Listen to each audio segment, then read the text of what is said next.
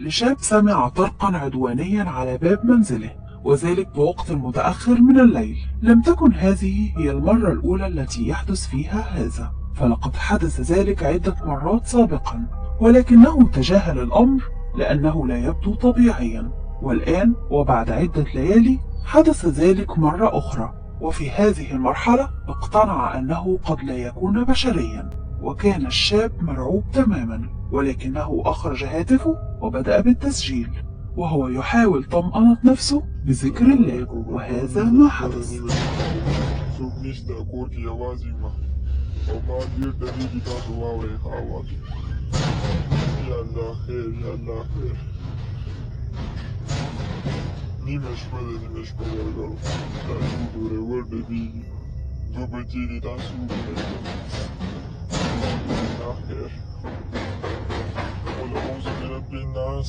ملك الناس إله الناس من شر الوسواس الخناس الذي يوسوس في صدور الناس من الجنة والناس. يا الله خير، يا الله خير. سوقي لك سوقي.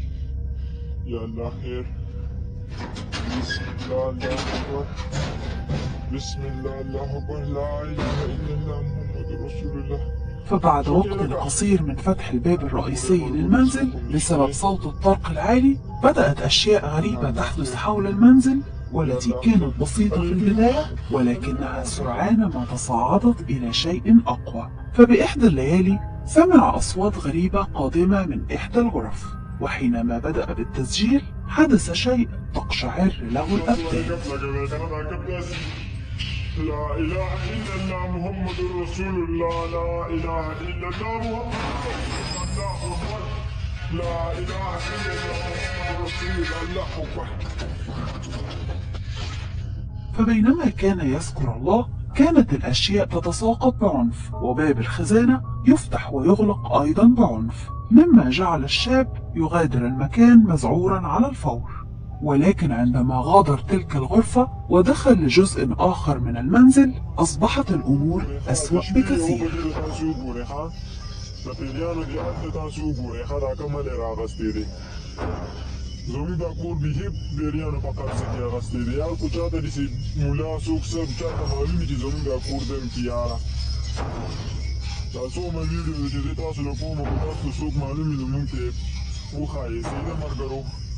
لا إله إلا الله محمد رسول الله، لا إله إلا الله محمد رسول الله، لا إله إلا الله محمد رسول الله. قل أعوذ برب الناس ملك الناس إله الناس من شر الوسواس الخناس الذي يوسوس في صدور الناس من الجنة والناس. شكر المدرس الذي لا إله إلا الله محمد رسول الله، لا إله إلا الله محمد رسول الله. المنزل كان بحالة فوضى كبيرة ومرعبة، لدرجة أن الرجل غادره على الفور. وفي اليوم التالي عاد إلى المنزل في الصباح، وكان الجو لا يزال مشرقا في الخارج، ولكن يبدو أن هذا لم يمنع حدوث الأشياء المرعبة. يلا خير دو غوري خاي، يلا خير داچي زورا لمي دو غور دقا حركتي شروق دو غوري خا. قل أعوذ برب الناس ملك الناس إله الناس من شر الوسواس الخناس الذي يوسوس في صدور الناس من الجنة والناس. مرغرو غوري خا. يلا خير، يلا خير، يلا خير دو غوري خاي. رنا مخامي دي خا. رانا دلادا سو غوري سوگي لگا سوگي. يلا خير سوگي سوگي لگا. يلا خير دو غوري. يلا خير، يلا خير سوگي لگا. يلا خير دو غوري. يلا خير، يلا خير. بسم الله الله سوگي لگا سوگي سوگي لگا. يلا خير دو غوري مرغوري. يلا خير، يلا خير، يلا خير دو غوري. يلا خير. قل أعوذ برب الناس ملك الناس إله الناس من شر دو غوري. أما خير، يلا خير، يلا خير. الرجل في البداية ظهر متماسكا نوعا ما، حتى بدأت بعض الأدوات الحادة تتحرك من خارج المنزل باتجاهه، وكأن من يسكن المنزل يريد قتله أو التخلص منه، فغادر الرجل المكان وهو مذعور تماما. فهل منزله مسكون بجن مؤذي بالفعل، أم أن للأمر تفسير آخر؟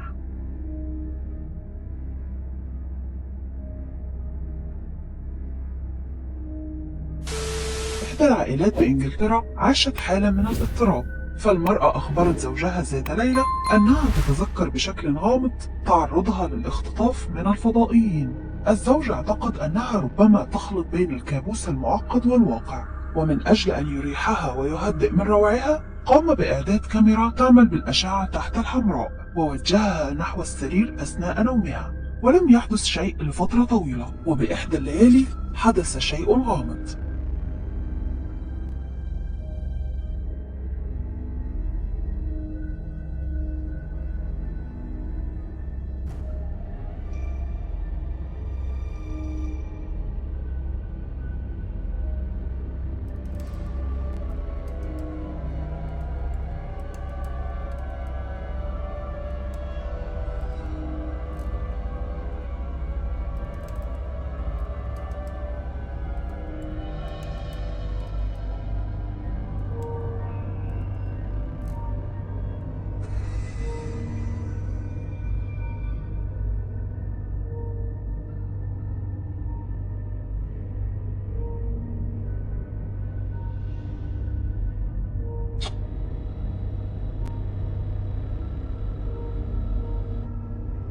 يا ترى أين ذهبت السيدة؟ وهل فعلا تم اختطافها من الجن؟ لأنني لا أعتقد بشيء يسمى الفضائيين.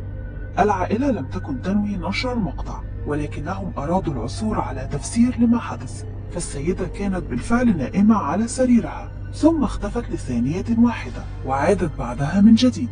هذه اللقطات تم عرضها على برنامج تلفزيوني يسمى حقيقي أم مزيف، وقالوا أن هذه اللقطات لم يتم التلاعب بها، وأنها بالفعل حقيقية.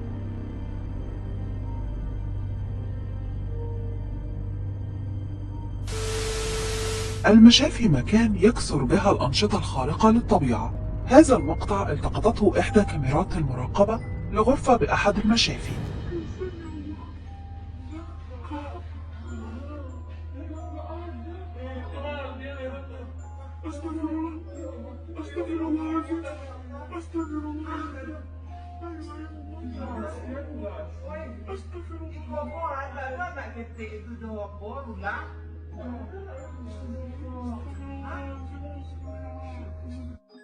تقول الممرضة أنها كانت تراقب الكاميرا ورأت طفلا صغيرا يقف في الغرفة وكأنه لا يعرف أين هو، فاعتقدت أنه نفس الطفل الذي خرج للتو من عملية جراحية. وعندما ذهبت لتتفقده رأت الطفل نائم على سريره بالفعل ولم يستيقظ من الأساس. وحينما رجعت مرة أخرى لكاميرا المراقبة شاهدت نفس الطفل يقف بنفس المكان. المرعب بالأمر أن الزوار بالغرفة يتحركون من خلاله وكأنه مجرد هواء.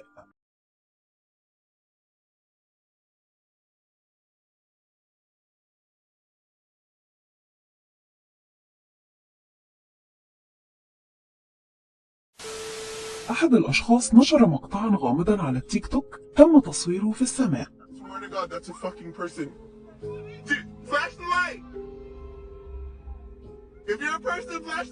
فبينما كانت الكاميرا تركز على شيء يطفو بالهواء نادى الشخص الذي يقوم بالتصوير وتحدى ذلك الكيان أن يظهر وميض ضوء إذا كان شخصا بالفعل.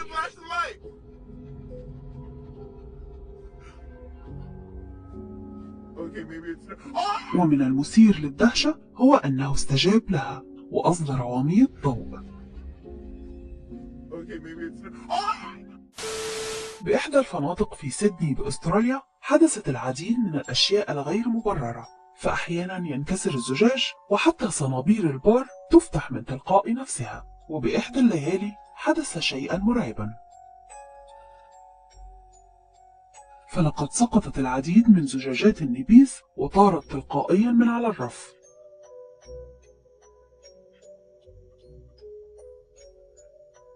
كما أنه بحانة الفندق تطاير كأس فجأة من أعلى الطاولة. يقال أن روح أحد العاملين بالحانة أو بالأصح قرينه يسكن المكان منذ وفاته.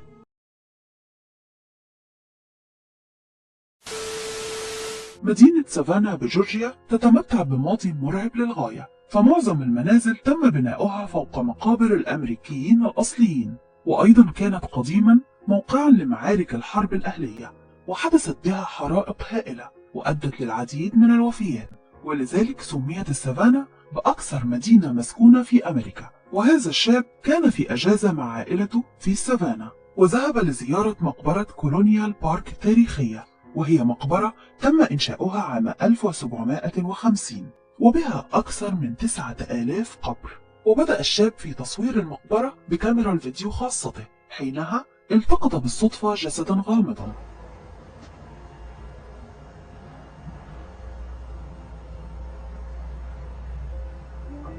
فلقد اختبأ ذلك الكيان الأبيض الغامض خلف أحد شواهد القبور قبل أن يقفز ليتسلق شجرة ثم يسقط على الأرض ليختفي تماما وكأنه لم يكن. هذا المقطع تم فحصه بواسطة خبراء محترفين، ووجدوا أن المقطع حقيقي 100%، وأن ما تم تصويره لكيان من كيانات ما وراء الطبيعة.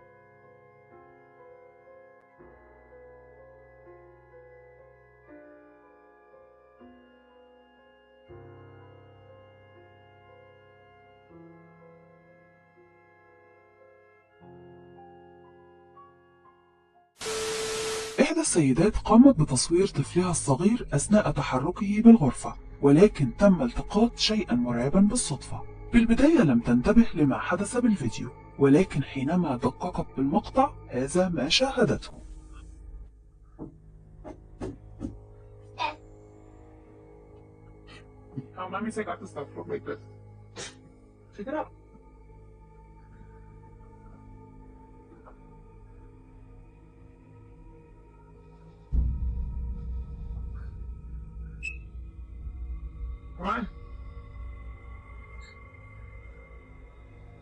فبينما كانت تصور طفلها مر شيئا مظلما بسرعة من أمام الكاميرا. الأم وقتها لم تنتبه لأن ما حدث بثانية واحدة، ولكن عند إبطاء اللقطات يمكن أن نرى ذلك الشيء المظلم. فهل هو جسد دون رأس؟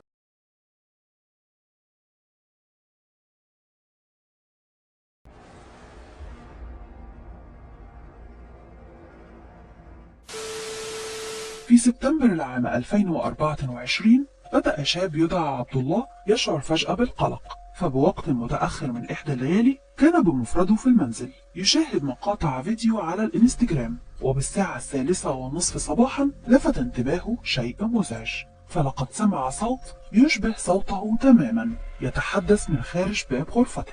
وحينما سأله من هناك أجاب صوته: أنا شاهد ما حدث. كون ماما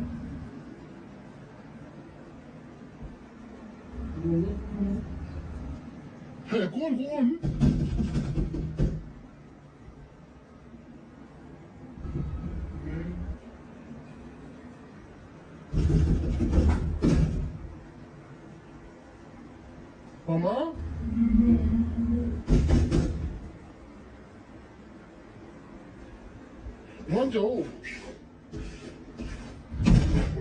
فبعدما سمع طرقا عدوانيا على الباب ثم صوته يطلب منه السماح له بالدخول، وبعدها ولسوء الحظ نفذت بطاريته وانطفأ هاتفه فجأة، ولكنه لم يجرؤ على فتح الباب وقرر أن يحاول تجاهل ذلك ويذهب للنوم. وبعد بضع ليالي وعندما كان على وشك النوم وذلك في الساعة 2 صباحا عاد نفس الصوت الذي يشبه صوته، فعندها قرر فتح الباب ليرى ماذا يكون، فلم يجد أي أحد. روحان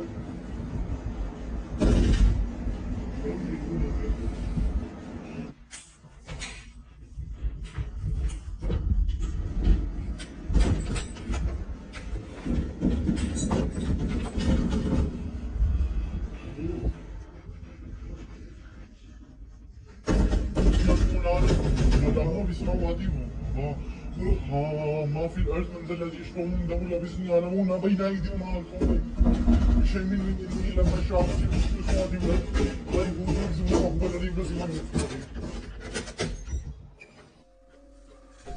ولكن بعد فتحه للباب يبدو أنه ربما قد يكون رحب بذلك الكيان في غرفته، لأنه في ليلة أخرى وبينما كان يقوم بعمل فيديو يشرح فيه الموقف وما يحدث معه، هذا ما حدث.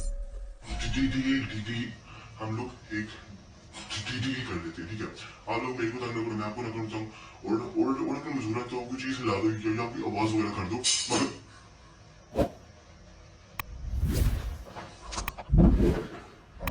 मगर सी कुछ भी नहीं है, door is locked, सी इसकी लॉक लगा हुआ है, and I guess ये गिरा है, या जो भी whatever. As you guys can see, कोई भी नहीं कमरे में, I'm alone and فعلى الرغم من كونه وحيدا تماما بغرفته والباب مغلق، سقط شيء من على الرف من تلقاء نفسه، وهذه هي المرة الأولى التي يحدث فيها شيء في غرفته، ولربما فتح الباب لذلك الصوت كان السبب في ذلك. واستمر ما يحدث يتكرر ليلة بعد ليلة، وحينما سئم الشاب مما يحدث قرر مواجهة ذلك الكيان. मुझे पता है, not once.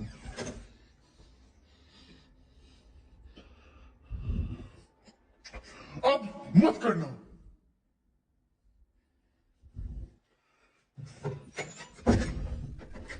فعندما بدأ بابه يهتز بشكل مستمر فتح الباب ليرى من يكون، ولكن وكالعادة لا وجود لأحد. العديد من متابعي نصحوه بترك المنزل لأنه بالفعل مسكون بجن مؤذي. أحد الأشخاص وبينما كان يقود سيارته في طريق منعزل كان يسير وحده تماما بهذا الطريق، فرأى شيئا تقشعر له الأبدان، فلقد رأى شخصا غامضا يقترب منه، ولكن الرجل أحس بالرعب فسأل هذا الشخص: كيف حالك؟ ما الأمر يا صديقي؟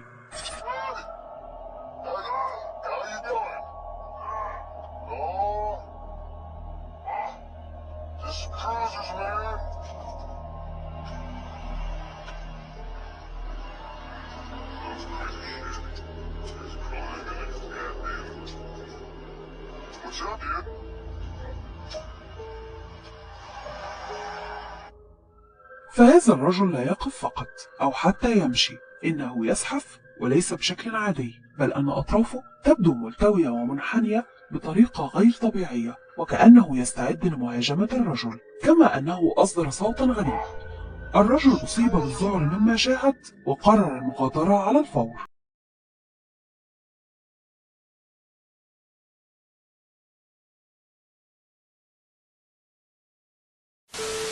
أحد الشباب بدأ بتسجيل بعض الأحداث المزعجة بمنزله. تلك الأحداث بدأت من القبر، حيث بدأ يشعر بوجود شيء كامن بداخله. فبأحد الأيام سمع دوي قادم من القبر، فأمسك كاميرته وبدأ بالتسجيل، وبينما هو في طريقه للقبر حدث شيء غير متوقع.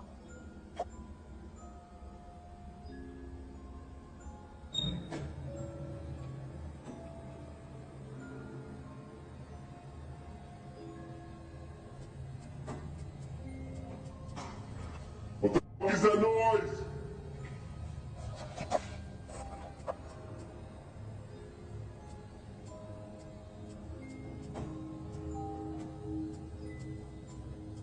Mary? Mary?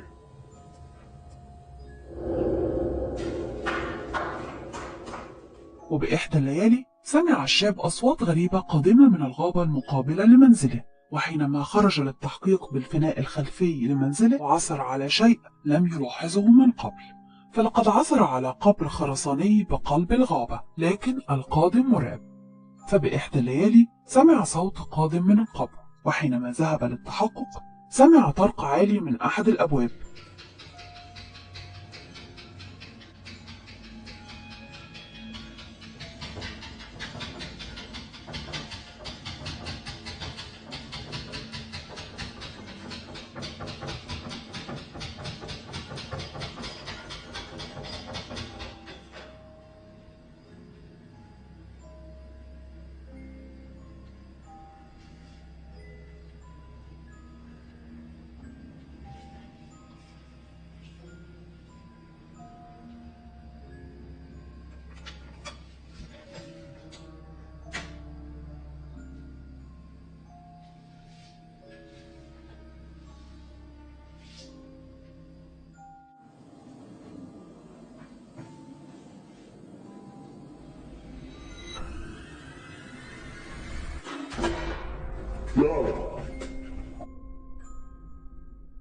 فبينما كان يتفقد المكان رأى أحد القدور ترتفع من تلقاء نفسها وتطفو بالهواء ثم سرعان ما سقطت. فهل هذه التحركات الغامضة بمنزله لها علاقة بالقبر الذي بالغابة المقابلة أم لربما يكون بالأمر خدعة ما؟